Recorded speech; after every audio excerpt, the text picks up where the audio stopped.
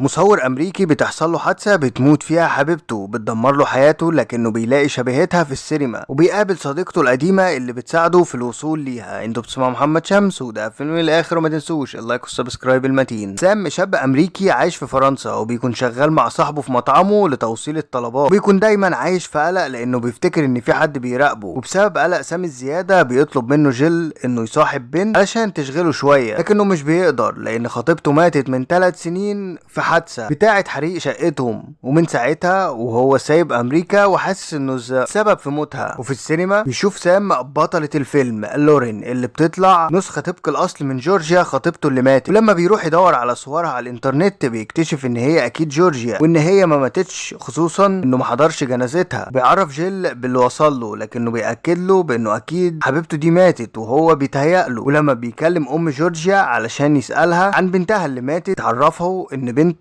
ماتت من 3 سنين وبتصرخ فيه، وكمان بتأكد له ان هو اللي كان السبب في موتها وتخلى عنها وقتها. بعدها بيتكلم محقق شرطة اسمه بيل واللي قابل ام جورجيا من 3 سنين وعرفها انه ماسك قضيتها وانه مدي رقمها علشان خاطر لو في اي حاجة في القضية جديدة تكلمه، وبتعرفه مكالمة سام ليها من فرنسا. وبعدها بيعرف سام انه لازم يروح يقول لجيل انه مسافر للوس انجلوس علشان يتأكد من هوية لورين الحقيقية، وبيساعده وبيديله فلوس علشان يقدر يكمل رحلته لهناك. لما بيسافر بيوصل بيل لجيل وبيعرفه انه محقق، وبيدخله غرفة سام اللي كان قاعد فيها واللي بيكون فيها صور للورين كتير جدا على الحيطة، وبيعرف انه اكيد رايح لها. وبيوصل سام للعرض الاول لفيلم لورين لكنه بيتمنع من الدخول علشان مش معاه دعوة. بيشوف وقتها لورين قدامه وبيقعد ينادي عليها باسم جورجيا لكنها مش بترد عليه ولا بتبص له اصلا، وبتدخل على طول على القاعة. وبعدها بتروح الموظفة اللي طردته اللي من المنظمين، وتعرف سام ان هي صاحبته كيت من المدرسة الثانوية، وبيقعد معاها وبيقعد يحكي لها قصته وبيعرفها هو هنا بيعمل ايه، وبتعرض عليه ان هي تساعده وتخليه يقرب منها في الحفلة اللي هتتعمل بعد العرض. وبتروح بعدها كيت علشان تعرف لورين ان سام بيقول انه يعرفها لكنها بتنكر معرفتها بيه. لما بيقرب هو منها بنفسه بتفتكره معجب، لكنه بيوصل فينس خطيبها وبياخدها من قدامه. وبعدها بيعرف سام كيت بانها اكيد جورجيا خطيبته علشان لابسه السلسله اللي كان جايبها ليها في اخر عيد ميلاد ليهم مع بعض. لكن كيت بتعرفه انه مش شرط وان السلسله دي منتشره جدا وسط البنات وممكن ما تكونش هي. وبتجيب بعدها كيت عنوان لورين علشان يمشوا وراها هي وسام، وبيوصلوا لغايه مطعم وبيستنى سام لغايه ما بتدخل الحمام لورين وبيدخل وراها. وفي الوقت ده بتعمل نفسها مش عارفاه وبتعرفه ان ده حمام السيدات، فبيفكرها سام بشخصيتها الحقيقيه، وبيعرفها ان السلسله دي هو اللي كان جايبها لها لكنها بتنكر ان هي اصلا تعرفه وان هي مش جورجيا خطيبته، وبتهدده انه لازم يمشي وانه مختل عقليا او هترش عليه السيلف ديفنس بتاعها. وساعتها بيرجع سام لكيت وبيعرفها انها اكيد مش هي جورجيا وان كان عندها حق من الاول وان هم ما كانش لازم يكملوا، وحكايه السلسله دي اكيد تبقى صدفه. وبيظهر بيل اللي بيراقب سام لكن في واحد بيهاجم سام، ولما بيهرب بيوصل واحد تاني علشان يساعده يخلصوا على الاتنين عليه، فبتنقذه في الوقت ده كيت بصاعق الكهرباء، وبيهربوا الاتنين بالعربيه بعد ما تكون كيت خدت محفظه اللي بيضربوا سام. ويبان بعدها ان سام عارف اللي ضربوه، وبيقرر بعدها ان هو يصارح كيت بالحقيقه، وبيعرفها ان اللي بيطاردوه دول المافيا خلال السنين اللي فاتت وانه هيسافر بكره علشان يهرب منهم. فبتعرفوا كيت انها هتسافر معاه ومش هتسيبه لوحده، ويبان وقتها ان هي معجبه بسام من زمان من ايام المدرسه. واول ما بيروح سام بيته بيلاقي لورين موجوده جواه، وبتعرفه ان هي جورجيا خطيبته وانها اضطرت تغير هويتها بعد ما امها اصرت عليها، وكمان بعد ما كشفت له ان هو سابها وتخلى عنها علشان رجاله المافيا اللي بيطاردوها. وبيعرفها انه هو بيصور بالكاميرا بتاعته من 3 سنين بالصدفه صور جارهم اللي من المافيا وهو بيقتل واحد، وبعدها عرف وبعت اخواته علشان يخلصوا عليهم. ويومها ضربوا جورجيا برصاصه في كتفها والشقه ولعت بيهم، وعرف من امها ان هي ماتت وكانت مخبيه عليه ان هي لسه عايشه، وبسبب كده هو بعد عن البلد خالص. فبتعرف ساعتها انه كان عايز ينقذها لكن امها هي السبب، وانه ما كانش جبان وعايز يهرب زي ما عرفت. وتعرفوا بعدها ان هي هربت وقابلت خطيبها فينس اللي عرض عليها تشتغل في السينما، وبيدخلوا بعدها في علاقه وبيتفقوا يهربوا بكره مع بعض، والمره دي مش هيتخلوا عن بعض ابدا. وبيوصل بيل لكارل اخو ايفان المكلف بقتل سام، وبيقول له انه كان خلاص هيقتل سام في المطعم بس لولا تدخل رجالته الاغبياء اللي بوظوا ترتيباته. لكن كارل بيعرفه ان هو برضو اللي هياخد دار اخوه، وبتعرف جورجيا بعدها من سام انها هتلم حاجتها في البيت ويتقابلوا بعدها ويهربوا مع بعض. وبتروح بعدها كيت لسام وبتعرف منه ان لورين طلعت هي جورجيا وانهم هيهربوا مع بعض قريب، فبتضايق لان هي بتحبه بس مش بتبين قدامه، وبتعرفه برأيها انه لازم يوصل لإيفان الاول ويقنعه انه يبعد عنهم لانه كده كده هيفضل طول حياته مطارد، وفي احتمال كبير ان هو يوصل له تاني وممكن يخلص عليهم. وبيطلع مريض في المستشفى وبيروح له فعلا سام وبيهدده بالسلاح وبيكون مفكره ان هو هيقتله، لكنه بيقول له لو عايز تقتلني اتفضل، انا كده كده مستني الموت لان مرضي ملوش علاج وبموت بالبطيء. فبينزل سام السلاح وبيترجاه انه يبعد عنه هو وجورجيا وكفايه السنين اللي راحت، وانه ملوش مصلحه انه يقتله او حتى يطلع الصور اللي معاه اللي بتهدده طالما هو كده كده ميت. فبيعرفوا ايفان انه هيسيبهم يعيشوا وهيؤمر اللي بيطاردوهم ان هو يبعدوا عنهم. ولما بيروح لكيت علشان يجهز حاجته قبل سفره مع جورجيا، بيدخل بيل البيت وبيكون جاهز علشان خاطر يقتلهم هما الاتنين، بس بيجيله تليفون وقتها من ايفان بيعرفه انه هياخد المبلغ كله قصاد ان هو يسيب سام وجورجيا يعيشوا. لكن كارل اخوه مش بيعجبه كلامه وبيحاول يلغي الديل ده، لكن بيل بيعرفه بانه شغال مع ايفان مش شغال معاه، فبيتغاظ كارل جدا وبيقتل اخوه وقتها لانه استسلم. وبتواجه بعدها جورجيا فينس خطيبها بالحقيقه واللي بيكون مصدوم بس مفيش في ايده حاجه يعملها علشان هو بيحبها. وبيوصل سام لعندهم، وفي الوقت ده كيت وهي راجعه بتشوف رجاله كارل بتجهز نفسها علشان تقتحم بيت فينس وتخلص عليهم، فبتدخل تحذرهم وبتطفي النور وبتعرفهم بان رجاله كارل بره. وفي الوقت ده بينقذ فينس جورجيا وبينقذ سام كيت وبيخلصوا على رجاله كارل وبيبصوا هما الاربعه لبعض. وبنعرف ساعتها ان القدر اختار لعبته واختار مين يفضل مع مين. ولحد هنا يكون خلص فيلمنا، ومتنسوش بقى لايك شير سبسكرايب فيلم الاخر عشان يوصلكم كل جديد.